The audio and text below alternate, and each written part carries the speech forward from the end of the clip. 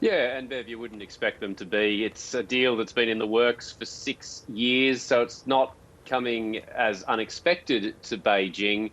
But the uh, commentary out of China reflects the worldview that Beijing applies to all these things, that all of this is through a US prism, that Australia and Japan are agreeing to this defense pact as part of a broader US containment strategy. And this is why we saw, for example, in state media, China warning that Australia or Japan, or both, were to use this agreement in future in any way that hurt Beijing's interests, then China would inevitably have to come up with countermeasures. Nothing specific, nothing in concrete, but it's the sort of rhetoric you would expect, given that China has been so consistent over the years in framing any sort of cooperation between US allies in the region as part of a US-led push. Yes, it continue. I mean, some of the commentary around Australia in particular has been quite sort of of a ridiculing nature, and it's going to only further deteriorate relations between our two countries. What is it going to take? We understand there's discussion around what it appears to be a list circulating of what China expects of Australia to try and soothe tensions. Yeah, well, you can read the tea leaves a bit on this and speculate, but to me it seems like, frankly, there's an increasing desperation on the part of Chinese officials to come up with some sort of tangible gain from what's now been more than 6 months of clear economic coercion attempts. Now, the Chinese government is not really making much effort anymore to try and claim that all those various economic strikes on Australian exports are not related to the bilateral relationship. If anything, what Foreign Ministry spokesperson and now a diplomat in Canberra have been doing is to try and make these demands more explicit. And we've seen a report tonight from 9 newspapers saying that a Chinese diplomat in Canberra, and I think we can all kind of have a guess who, has leaked a dossier, which happens to be a list in English, hardly an internal Chinese Ministry of Foreign Affairs document when it's in English, has leaked this internal dossier of China's demands for Australia of what would improve the relationship, what Australia must do to improve the relationship. Frankly, Bev, it's all stuff that we've seen before. We're angry about Australia blocking Huawei from the 5G a couple of years ago. We're angry about Australia talking on Taiwan and Hong Kong and so forth. A couple of interesting ones in there. We're angry that the Australian government continues to fund ASPI, the think tank, which in China's view is an anti-China think tank. We're angry about media reports by independent media companies that are anti-China.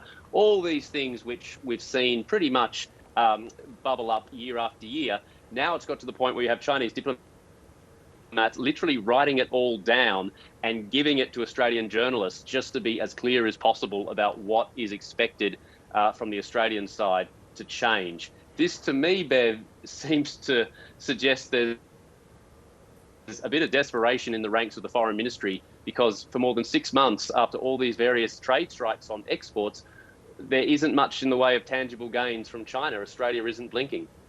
And it is interesting too that the big trade deal that was signed over the weekend, that was led by China and agreed to by 15 other regional nations, does offer sanctions and some protection against unfair trade retaliation. So it might be interesting to see down the track whether that gives us leeway to try and counter some of China's sanctions.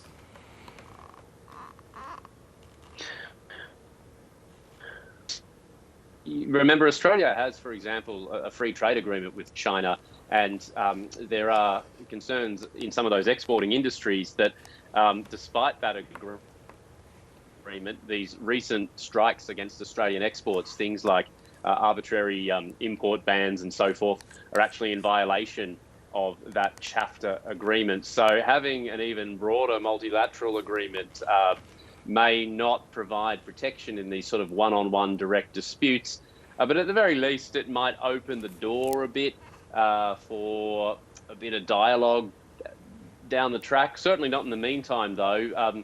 The signals coming from both sides not just from China, from Australia too. I mean, if Scott Morrison goes to Tokyo and signs, or almost signs, an agreement of some sort of defence cooperation, China, of course, is going to see that as highly provocative. Yeah.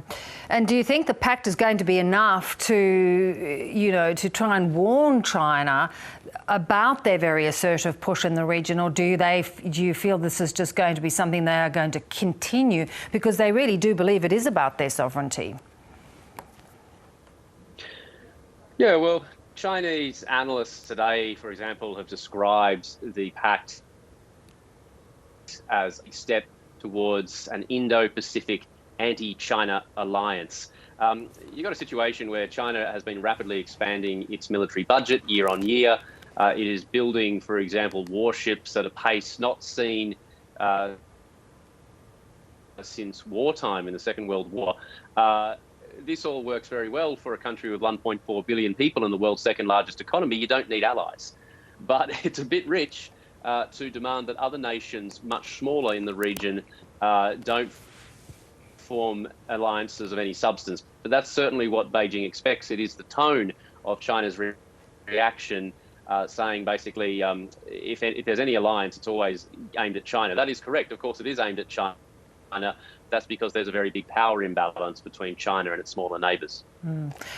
Bill, as always, good to talk. Thanks so much.